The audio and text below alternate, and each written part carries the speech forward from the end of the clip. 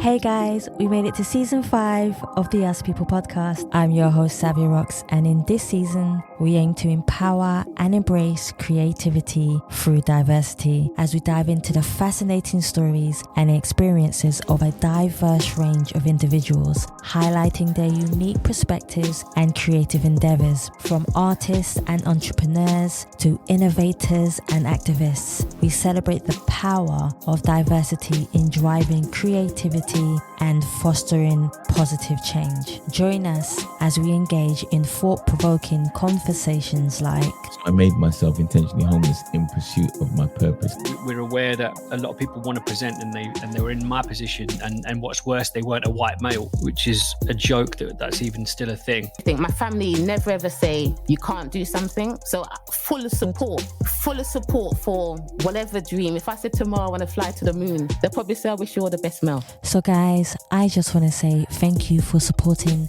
the Us People podcast for the past 5 years, and we look forward to sharing another new theme song with you. Let's go.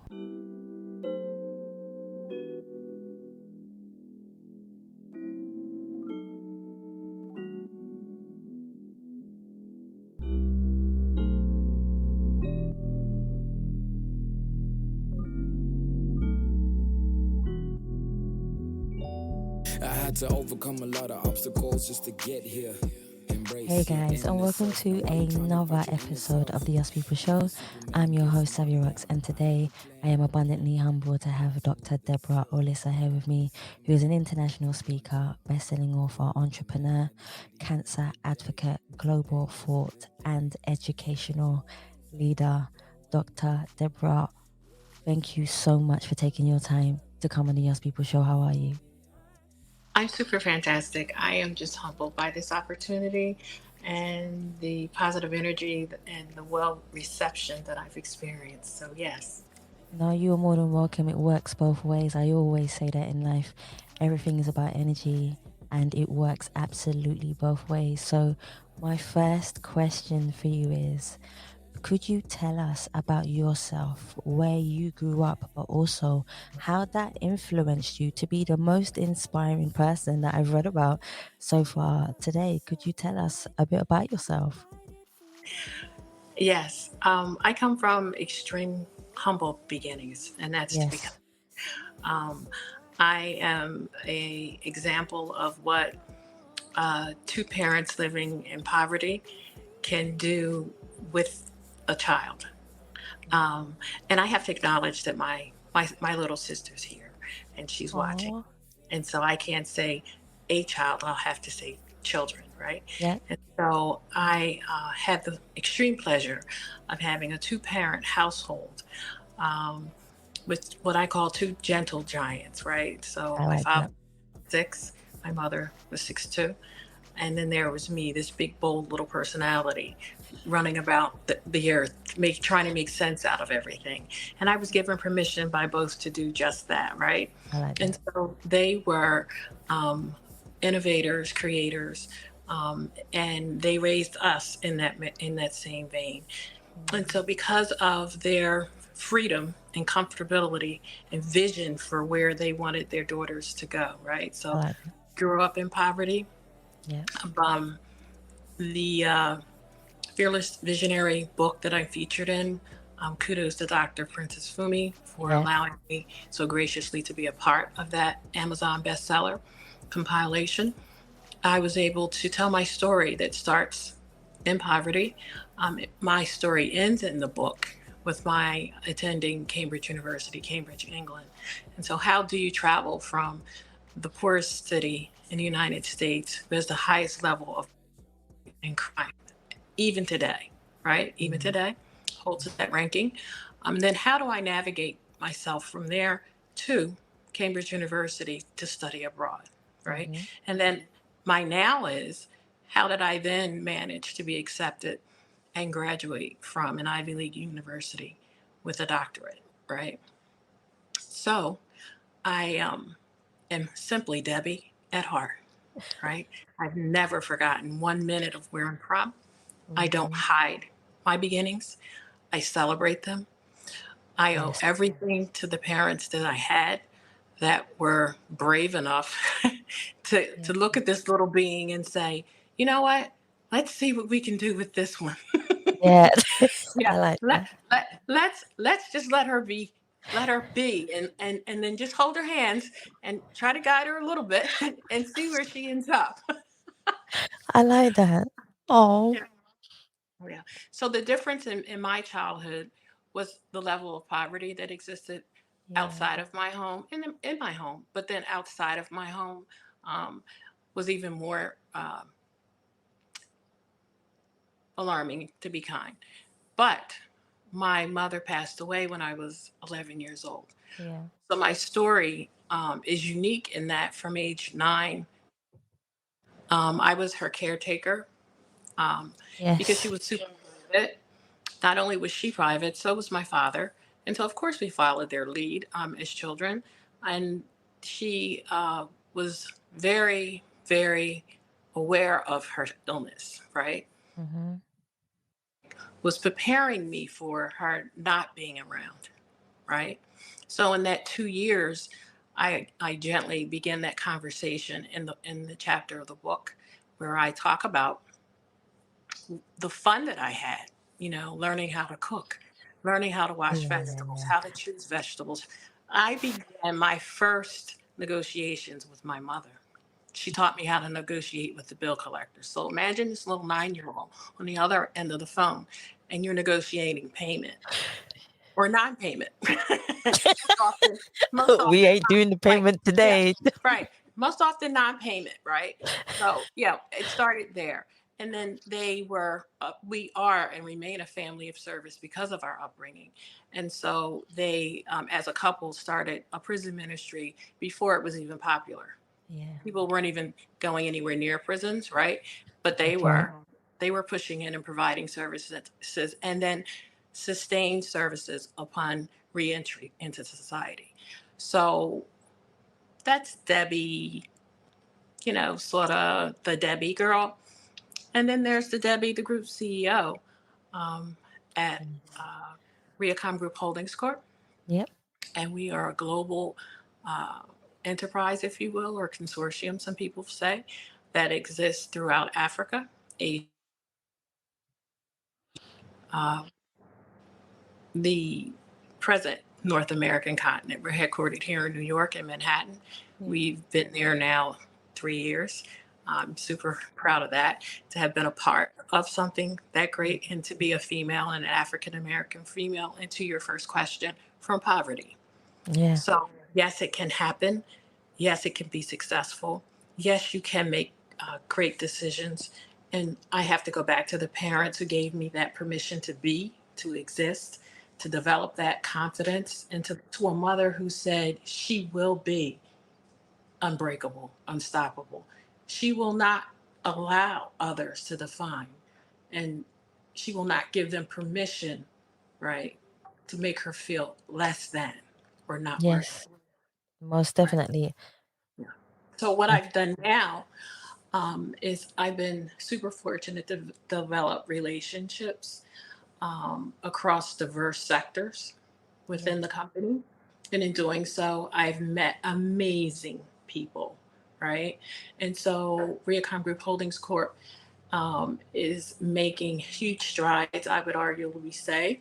Look for us. You will hear about us in the very near future, breaking through because of our partnerships. One of our major partners, we're powered by The Collective. Yes. And The Collective is a global consortium. And I have to say hi to our creator, Dr. Ying, who buys into and supports our vision.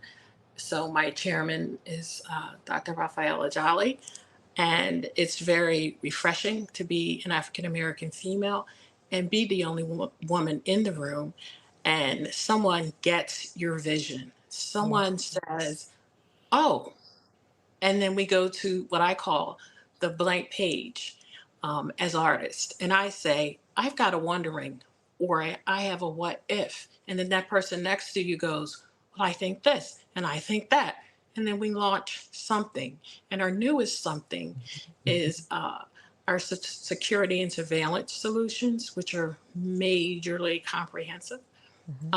They are approved and can span executive surveillance. So that looks like major organizations, to be kind, on a global scale, or personal executive security, where you look at files and things of that nature. And then we actually have people who are very, shall we say, well endowed financially, but in the agriculture sector, right? And so they want their precious commodity to be monitored. It could be cows. You're looking at 100 acres of just cows. And they want to make sure that what's being reported as being slaughtered for the day is actually the real number. We have a Yes. solution for that. We have a solution for that, right? So we can go from the bottom to the top, whatever that looks like for the client. So it's customized. And I want to emphasize that we are state of the art, right? And what that looks like is we are driven by the cloud as well as artificial intelligence, right? And we are unique. We are unique, one, because I'm sitting at the helm as an African American female, and two, because of our enormous commitment to the communities, the global communities in which we work.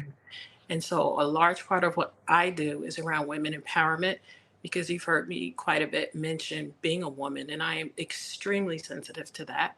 I recognize that it's an anomaly, that it is something to be shared. My learnings, my gifts, because that's what they are. It's not just Debbie out here making it happen by herself. There's all these invisible people that you see in front of me, beside me, and behind me that allow me to be here with a person like you today. And I'm very, very aware of that. And so, because of that, our female empowerment looks like everything from being an entrepreneur, right?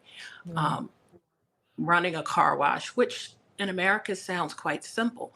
But when you're coming from poverty, people that are at a poverty state, it doesn't matter if you're in Africa or Asia or India, it doesn't matter where you are in the United States. It's all about dignity at that point. What is it that I can do to maintain dignity and survive? And so we offer that through a number of ways.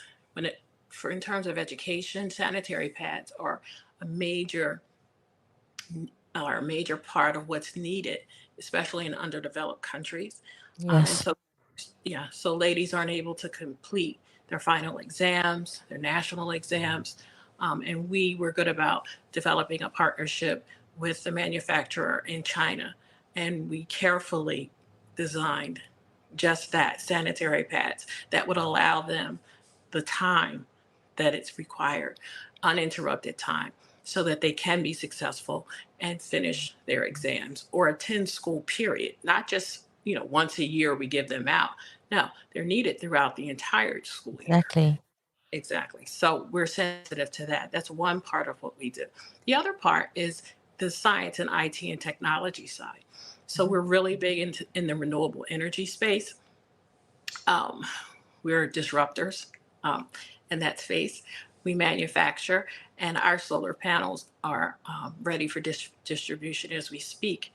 And they provide over 500 watts, which normally you're looking at 200 watts. That's the norm.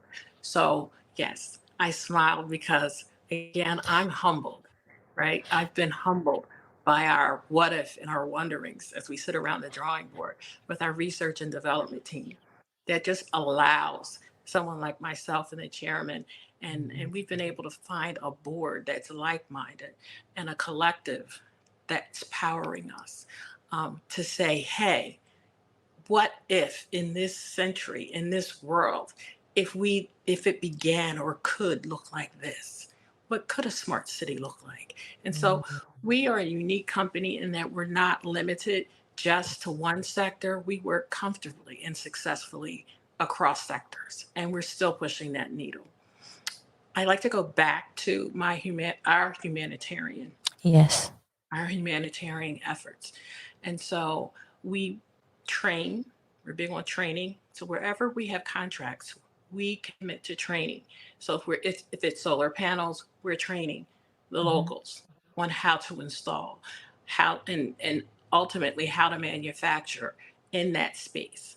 So we're not coming to take from the community. We're coming to enrich and build out Yes. economies I like in a that. sustained manner, right?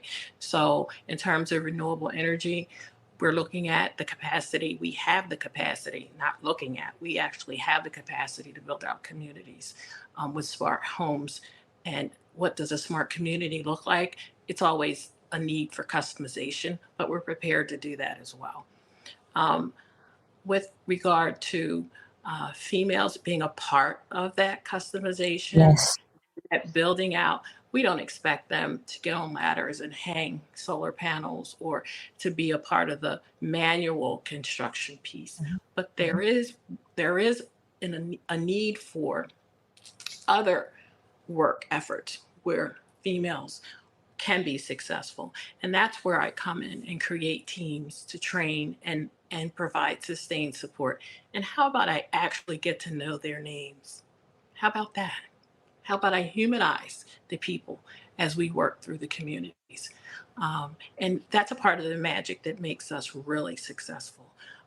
That humanization, Yeah. that commitment to them, changing what work looks like in that community in ways that it's never looked like before. And so that goes to relationship building, and it Yes. goes to, most importantly, people having that word that I started with, dignity, right? And then by creating dignity, we ultimately have trust.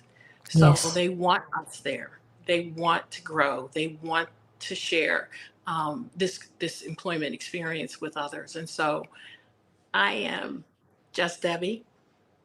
My commitment moving forward, and our commitment at Reacom, is around solutions, because my experience as being a caregiver of a mother with cancer, Yeah. there's no change. So the numbers are devastating. So 40%, 41 to 47% of African American female women that are diagnosed with breast cancer in the United States of America will die. Yeah. That's within the United States, right? That number's not getting any better. No, it's not. I was doing my research also. That number's not getting any better. So if that many African American women who are largely head of household at the same time are getting breast cancer, then who is left to take care of them? As they, Exactly. right? The child, like me, right? Only I had a daddy, right, that held my hand and my sister's hand. They don't. So a part of what I'm building out in terms of our humanitarian and our foundation side is solutions. Um, and I'm building out a children's book as well as a part 2 book to what I started, because parents need support. And I think it's around permission, because my mother gave me permission to stand and start cooking at 9. She didn't talk to me like I was 9. She treated me like I was 19. And it Yes. was so much fun. I was so happy. She was dying every day, right? I'm getting prepared. I'm ironing clothes. My dad was so not fat. He was enormous because he was just a big guy. He was Yeah. solid, right? So imagine a shirt being placed on a normal size, I'm not exaggerating, a normal size ironing board. And his shirt was the length of the ironing board, and almost, he was like about this much from the floor, because he was just that big. My job was to figure out how to iron his shirt. His dress shirt. That was my job. One of many jobs. And I rose to the occasion. I figured it out, right? Yeah. So I said all that to say there's a lot that can be done. And my heart cracked 1,000 times over during COVID, because there's something in sociology, there's a term called poverty in place, right? But I'm raising the awareness, and I'm coining the phrase caregiver in place. So like, you Yes. don't get a day off from poverty, right? You don't like fill out an application and say, okay, I'm not going to be impoverished. I'm not going to have poverty from, July 5th to July 9th. Those are my poverty free days every year. You don't get a vacation from poverty. You just don't get an excuse from it. Same thing when you're a caregiver, especially when you're a child caregiver. You're invisible. You're invisible. You're really invisible after the parent that dies. Um, you're super invisible then, right? Because no one's coming. No one's coming to save you. No one's coming to have a conversation with you. Um, in their eyes, it's over. Your mom's gone, and that's the end of the story. There's no supports. There still aren't supports. And so we're going to step in and provide partnerships and a number of other things. I won't bore you because the solutions will be in the books, No, no, that no. You definitely are not worrying me. Everything to me is educational, it's guidance, it's wisdom, it's compassion, it's kindness. And these are the things that we need to have these conversations in order to help people aspire, evolve, and become great within themselves. Because, like you said, there are a lot of people in the world, and I always find this when there's an illness. It's always in the beginning when you hear people say, I will be there for you, I will be there for you through the period as the transition is going through. And as the person becomes sicker and sicker, they continue to say they'll be there for you. But the main significant part is when that person passes away and they're put down to rest. When they are put down to rest, that's when silence becomes even more significant in your life. That's when you hear everything and see everything in it from a different perspective. But that's when you see no one. I'm glad you get that. Most don't. I'm super, Oh, super I proud trust that you really I get it. do. You really get it. And so most people don't, especially with children. And we are looking at research, internships. Again, I won't go into all of the things, but making sure that there are support and consulting services, leveraging, of course, technology, and a number of other things. Because why breast cancer is a global issue, it's Yes. hitting West Africa harder than it's hitting America. It's happening simultaneously.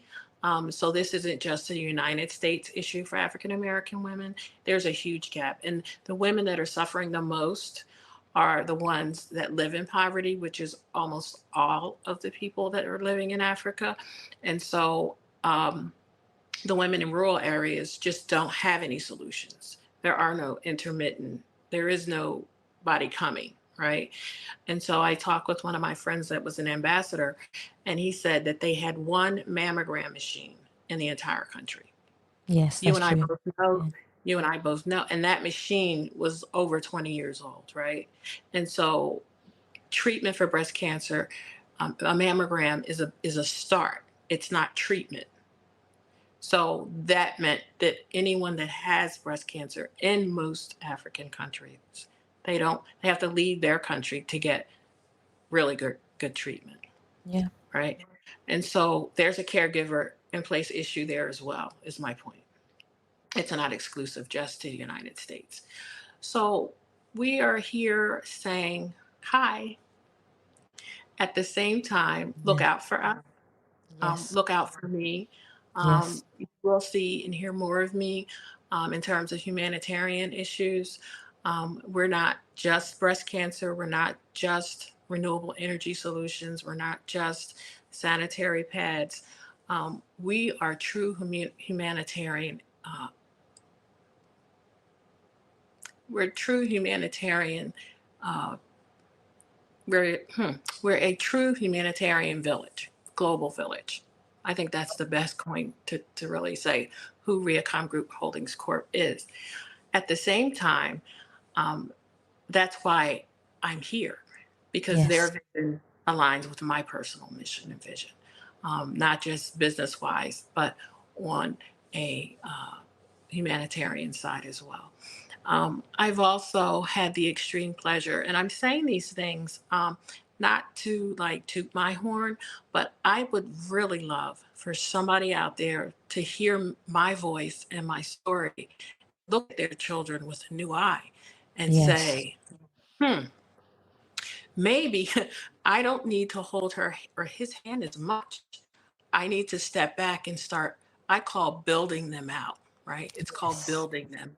because I was built, right, in 2 years for the rest of my life. My friend who works, she's a child psychologist, and we were chatting once, and she said, you know, Debbie, um, you weren't built to fail. I don't know if you realize that. I was like, I wasn't. She said, no. Yeah. Yeah. Yeah. But yeah. So I said, I don't understand. She said, just like by all the little things you talk about. She said, your critical thinking skills, your analysis, all that questioning that your mom had you rigidly going through, but you were so happy doing it. She said, it was all building you for now, for your Exactly. future. Mm-hmm. Right. And she said small things like, what do you think if we do this? She never told me the answer. So I was always the consummate scientist. I was always exploring. My major question that I was always trying to solve was why or what if, right? She That's the wanted you to have an highest, opinion. not an opinion. She wanted me to solve. Yeah. She wanted me to solve at the same time. So have an opinion, but then have a solution with that opinion. Exactly. Right. Exactly. So how many parents take the time to build that kind of thinking? Not many. No, we don't. We just give, right? Mm-hmm. Yeah. Very And true. then most importantly, um, confidence. She started it, my father finished it. And I've had comments Mhm. ever since. So there's no room that I don't belong in from the bottom to the top. I have to allow you permission inside my head, don't I? Exactly. Like, do you define me, or do I give you permission to define me? You give me permission. So are we training our children in that manner? I don't believe all of us are. Only a very, very low percentage of parents who see things from a very, very bird's eye view way of life will teach their parents, nurture their kids, on how to be and see and have solutions and see things from a different perspective, but go in with a whole different analogy towards life and themselves, but not let other people dictate their success of who they can or cannot be in life. And your parents done that for you eloquently in their way because they knew what was about to come. They knew the strength within you, and they knew the compassion and kindness that you have. You will bring that to the table, showing that people who have power may not have that compassion and kindness, how things should be done. And that's what you're Oh my, doing. if I'm giving you a virtual hug, do you feel it? Yep, it's right Do you there. feel my virtual Mm-hmm. hug? It's right So there. anything, I would arguably ask that as you journey through life, please find your joy. Yes. Find what brings you joy, not just personally, but professionally. And when you have that alignment, when you align yourself with people, great people that also walk in step with that same precious, because it's precious and it's difficult to find, it's rare. But when you do, it's magical. You meet the Princess Fumis. You meet the collective creator, Yes. Diane. I met my business partner and chairman, Dr. Raphael Ajali, and I could go on and on and on. Um, I met Robin Evans through my breast cancer journey, and my sister, she's still holding my hand, and I'm still holding hers. My story can be found in Fearless Visionaries, Volume 2. Yes. Look on the horizon for my children's book on how to help build out your child in the way that mine did, so that I believed and still believe that I have commas in my life, right? Mm. I don't have periods. I don't think the party's over. I think it just started. I think every day the party starts from my father always taught me that every day is a new beginning. And I use Exactly. that for inspiration and guidance for anybody who I speak to. And what you were saying about finding your alignment and finding your purpose, you found your purpose, you found your alignment. Mine is hearing people's stories. So I found my alignment. I found the way of talking to people. I found that the words that you say have a massive influence, and how you say them have a massive influence in energy, connection, and prosperity on how And you work with people. exactly. And how fortunate am I to have found my tribe, and such a Mm, diverse tribe. My board represents the globe, from Singapore to Africa, all parts of Africa, to the Caribbean. And then I'm the only African American, right? To Spain, right? And so it's just when you think, it all starts with your mindset. And when I have to say theoretically what my mom started in me, it was a growth mindset, right? So it wasn't, oh, wow, this is the end of it for me. No, what can I do better? What did I miss?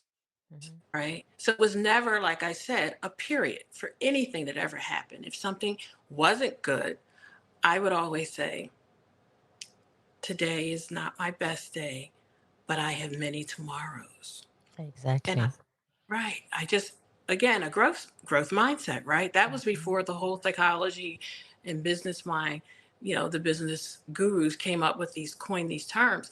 She was actively practicing and planting all these seeds before it was popular. And so I was fortunate to have this mom that was standing at the easel before women, especially Black women, were even at the easel or even thought they were capable or qualified to be at an easel.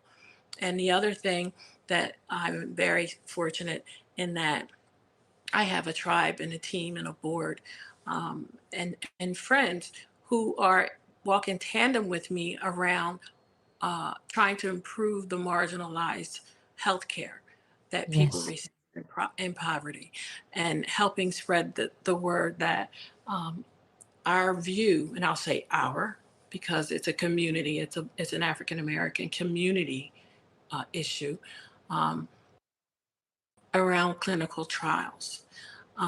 We are never going to be able to get the medicine that we need in the ways that we need it if we're not a part of the clinical trial. So, what that means in Exactly. layman's terms, for someone who's not in the medical field, until you are a part of a clinical trial, then the medicines have been normed and created for whomever were the people, and the races and ethnicities and gender of the people that participate in the clinical trial. So if you're African American, and we typically don't, because of all the reasons. We have myths, and then we have real qualified reasons why we don't participate. And I won't talk about that. I'll talk about, again, solutions. But I Yeah. want to create that awareness that if we're not, as Robin Evans says, if you're not at the table, then you're on the menu. So, in order Mm. for us to stop being on the menu as African American women, we need to be um, at the table. And a part of being at the table and getting the right medical treatment is changing our mindsets around clinical trials. So, what happens is, when you do have breast cancer, and just as another awareness, there's different strands and different types of breast cancer. It's just not you get Yes. breast cancer. Okay, I got breast cancer. Yeah, but my breast cancer might be different from your breast cancer, might be different from her breast cancer.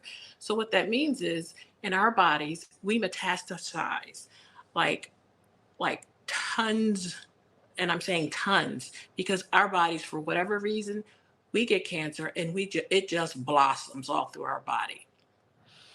It gets inside and starts having a major party. I've seen people be diagnosed, and in 2 weeks it's gone to their liver and their brain. Yes. You Yeah. don't have 2 weeks to figure it out. To figure it out. In 2 weeks, you could be potentially dead.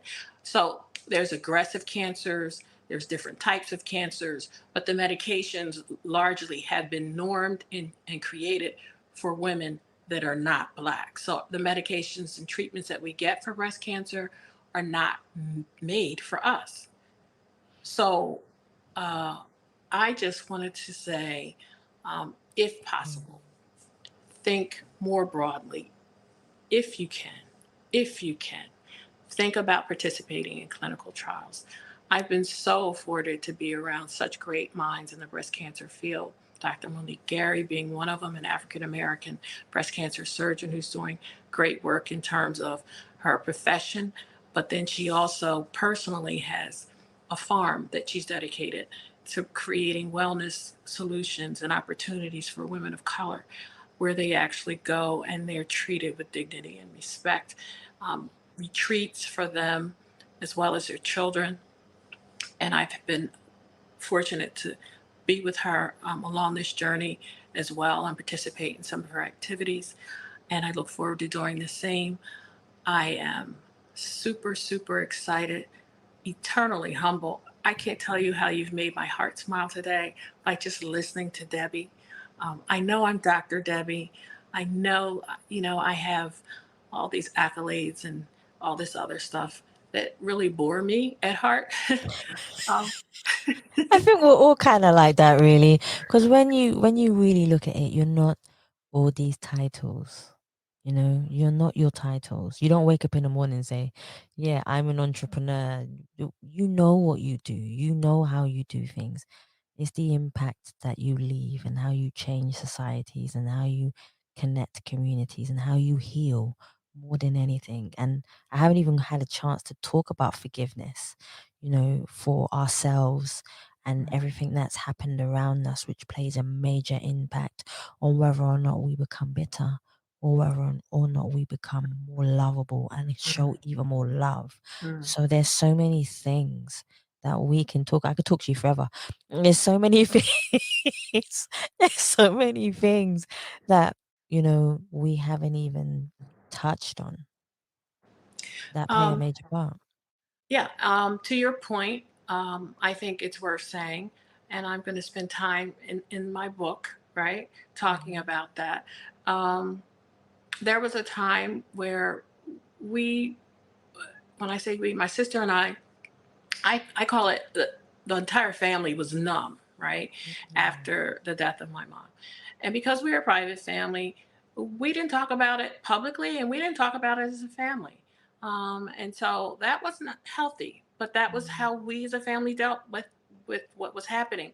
And so as an adult reflecting and doing this really heavy emotional lifting, I could see the impact on my father now. I can remember things that happened. And me becoming then, my caregiver role didn't stop when she died. See, that's the Yeah. part that people miss, right? So, to your point around the caregiver and people saying, I'll always be there for you, I'm coming. Do you know how many times we heard that? Oh yeah, that's why I said it. That's exact because And do you know how many people did nothing, right? But my point is this: there is a definite need within the community to start talking about the after. So what happens after? So how did I even know how to go to college? How did I know? How did I remain on the honor roll? How did I learn how to dress appropriately, carry myself appropriately? How did I even have the confidence to get myself up and out of my neighborhood? How? I didn't have a mom. I didn't have a mother. So how do you get from Camden, New Jersey? Mm. how, how do you get from Camden, New Jersey to Cambridge, England, at Cambridge University? How do you do that with my background? What's what's the magic sauce? What's the secret? To me, the magic sauce would be a lot of strength, a lot of belief for me, and knowing that you can achieve anything. But remember, your mother also helped you for those 2 years that you were talking about. She helped you abundantly. And I mean this in such an inspiring way. And even hearing your story now, one question that I would have for you is for anybody else that is out there and going through this and knowing that the aftermath of maybe when their parent may pass, Mhm. how can they still go on? Because some of them, like you say, won't have a father figure. Some of them will be doing it by themselves. What would your advice be to them? Okay, so I'm going to start with a frame, right? Mhm. So I'm so happy that you are super sensitive and you have that awareness that that caretaker role did not stop, as I mentioned just a bit earlier, right? Mhm. And so then it became I was taking care of myself, my sibling, my dad, of course, my dying mother. Yeah. Then it became I was taking care of my dad and my sister. The role didn't stop.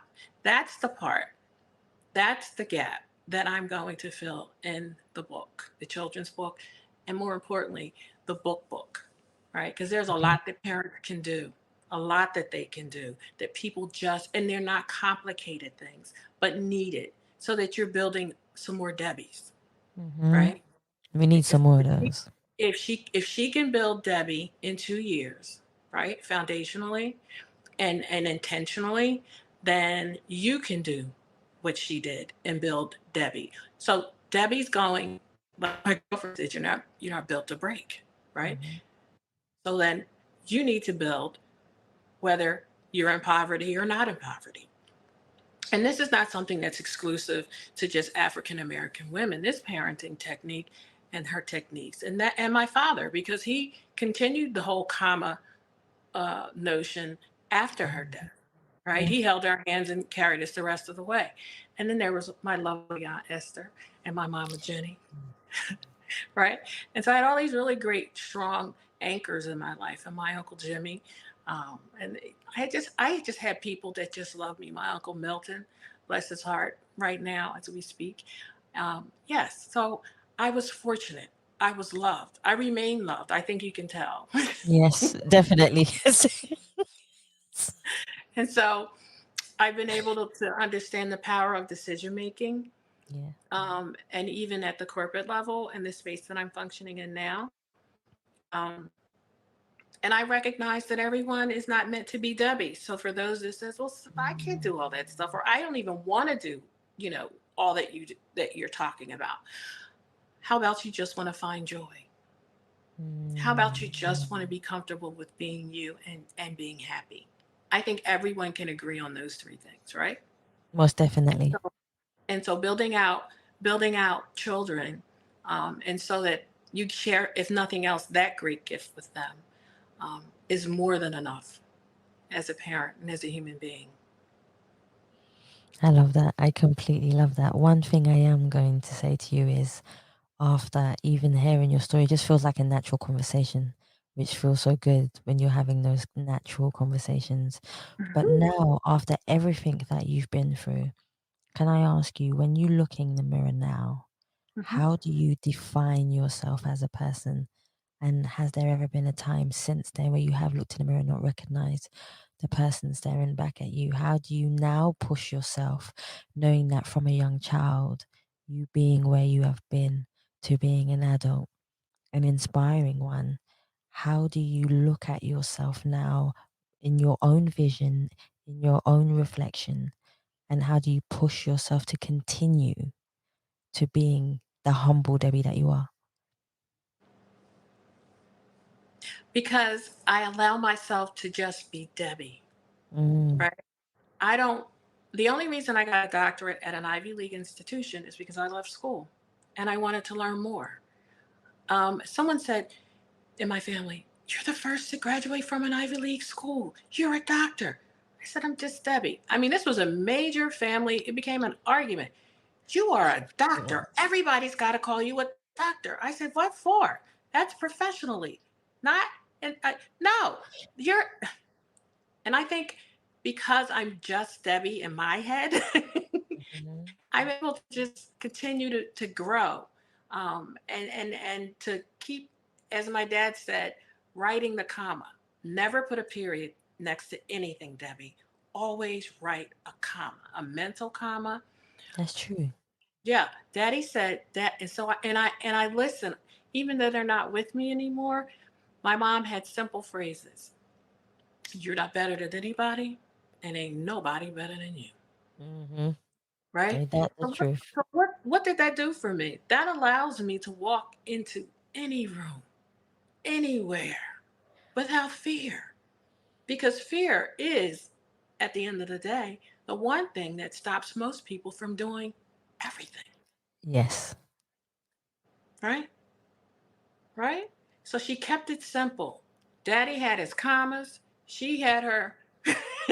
You know what I'm saying? So when you say what keeps you going even now, what keeps you inspired, uh, Yeah. what makes you radiate from the inside out, Mhm. it's simplicity, right? And at heart, I care. Mm. At heart, I care. In the corporate world, it's very easy for the blood to stop running in your veins. Oh, very true. You have every opportunity Mm. to be the one in the room with no blood in your veins, and then you'll be perfectly accepted. How sad. But I still have blood in my veins, right? I still feel. And I think that sets me apart on a lot of different levels. But at the same time, it allows me to continue to walk through many doors. I don't mind. And one of the things that I did and continue to look forward to is I did a major food outreach during the just after COVID ended. Well, not we were still in the middle of COVID, but me being me, I was like, look at these people. They really need to eat. I mean, I've Yeah. got access to all this food. So it was a box, and then the box was like a chicken and fresh onions and milk and eggs and powdered cheese. It was cheese. It was just everything to just have a meal. And Yeah. so I was on one of the corners there in New York, in Brooklyn, and I set up the tables, my chairman and I, and we did a food distribution.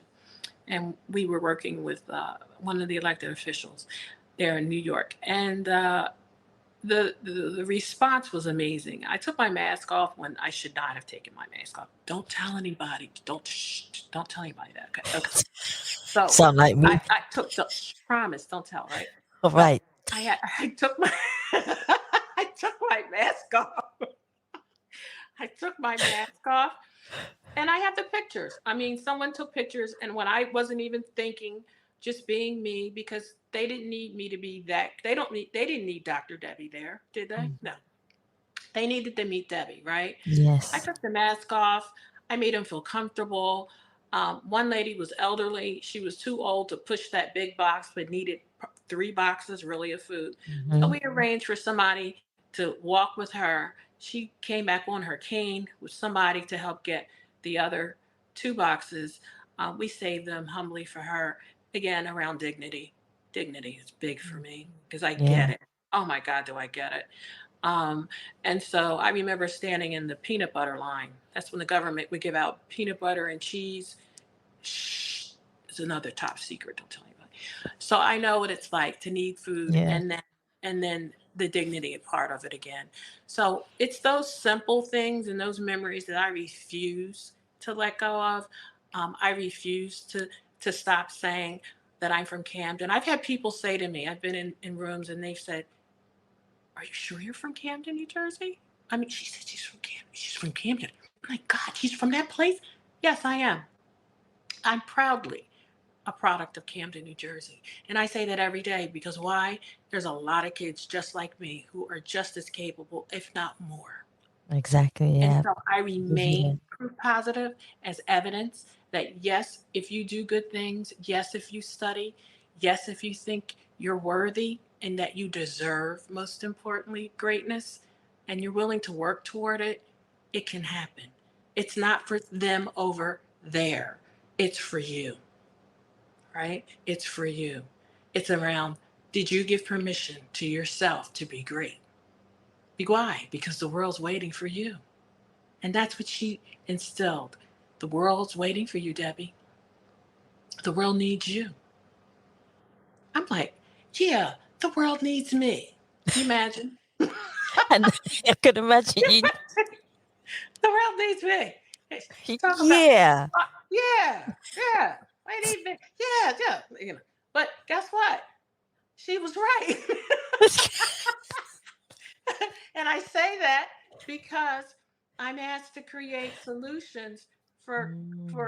for countries and for counties, for cities, and It's not often Governments, that yeah. you're given that, you're afforded that opportunity, right? It's not often you're given that level of access. And I take it with such humility. And again, I go back to, I'm only as good as the people that not work for me, but work with me, which is my Exactly. Yeah. dynamic board again. I can't emphasize enough being powered by the collective and the board, my mentors, and the love that surrounds me, and that I continue to give back. As long as I have those pieces, you're going to hear, see more of Debbie. Oh, wait, I have to say it, Dr. Debbie, right? Say that. Have to get that right. But You're I'm gonna going get to, told off if you don't. oh my goodness, I'm still going to get it. Oh, you have no idea. You have no Why idea. did you not say it? You said you, but you know what? It's just who I am. It's just who I am. And I'm just that comfortable with me. Yeah. And I think everybody, if if they allow themselves just to be who they are, they're going to find out that they deserve to be at the table. And I'll tell you who liberated me even further and validated my thinking was Michelle Obama. She gave a speech and she said, every one of you, because I'm from the south side of Chicago, every one of you deserves to be at any table. Because the tables that I'm sitting at, I know you belong next to me. Yeah. Ah, That's so true. yeah. They need us just that. You know what? They need us even more than they think. And that's why we need to be at those tables. And that's why we need to be having these conversations. And that's why we need to be comfortable with ourselves in our own reflections too, more importantly. I want to ask you, after everything you do in your life, and you've got a long way ahead of you, trust me, you have a long way ahead of you. What would you like your purpose and legacy to be when people talk about you, or when your name comes up in a room or in an office like you are now? How would you like to be remembered? I'd like to be known as an innovator, a disruptor who changed the face of across sectors, right? Across aviation, IT, uh, real estate development, community development, how we engage children around education, Yes. around parenting. What does the integration, right? What does the integration of successful parenting, healthcare, wellness being an emphasis, and education look like? What does that look like? And for something like breast cancer that has Oh, hit, that has hit my life and many others globally so hard, based on my lived experience and the lack of solutions, yes. right? The lack of solutions to positively impact our community, especially since we have the staggering numbers. I want someone somewhere to say that I helped, not with a band aid, but with a legacy of solutions that again disrupts how we function now around it, but how we move forward through life throughout generations. I want them to remember me and my lived experience. My biggest legacy, I would hope, would be across sectors. So I'm not just known for this. So my humanitarian give back would be around breast cancer, right? That's my humanitarian legacy. That's generational. My professional legacy, I would like that to be across sectors, which is not the norm for an African American woman to even dream that big, right? But I dream that big, I live that big in my head, and it's happening now. It's happening, right? So to say that and again, it's not happening just because Debbie's doing it. It's happening because of my tribe, my team, right? And and the gift that God has given me of access. I don't take it lightly. Yeah, very true. I don't take it lightly. I don't. None of the access that I've been afforded do I take for granted. And so I have a professional legacy, and then I have a professional legacy. I have a humanitarian legacy. And of course, as a child who grew up in the manner that I did, um, children that live in poverty are always at heart, near and dear to my heart. I have a way to communicate with them because what? I still am them. Yeah, your humble And beginnings. my humble beginnings. And so, because of that legacy, I want to be able to impact many more little Debbies out there so that they can go from the bottom to the top. They can fit in any room. That's how it should be. That's honestly how it should be. You know, it's been an absolute blast talking to you, hearing your story, hearing where you come from, hearing where you're going, even more so importantly. But more so, I want everyone to know where they can find you, where they can contact you, where they can be inspired to hear more about you. Where can people just find you? Right now, I'm in transition. So, Riacom Group Holdings Corp, Riacom Group Net. So that Reocomm is spelled REOCOMM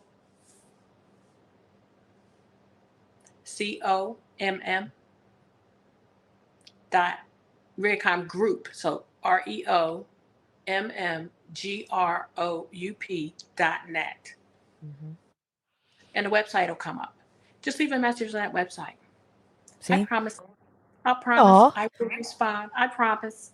I make myself on purpose accessible because at the top, there's no way to even reach them. that's That's true. another reason why. That's another reason why we are a unique company. It's important for us to be accessible. It's important to me, right? So yeah, you leave like an email there at the very bottom. Scroll down, you'll see my dynamic tribe, and then I'll respond to you. See, guys, But definitely. Definitely. It sounds good to me. I I better hope I say can come Dr. back one of Debbie. my books. Of course you can. I Okay. might get all the, you know what would be really cool if I get all the ladies together and we Wouldn't all that be have something? that would be something where I get all the Ah! ladies together and we have a beautiful conversation. I think that would be completely awesome.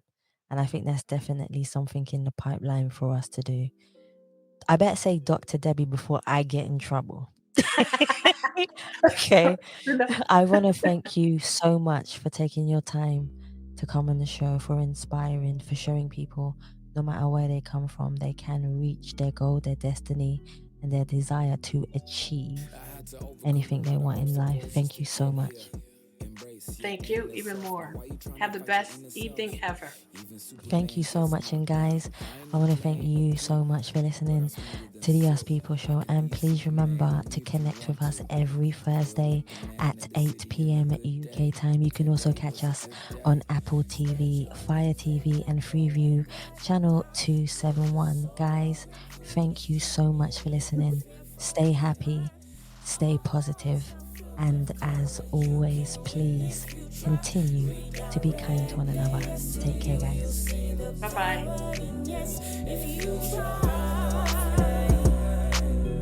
I fly like I'm Superman. Spread your wings and let them wings. I fly like I'm Superman. Spread your wings and let them wings. I fly like I'm Superman. Spread your wings and let them wings. I fly like I'm Superman.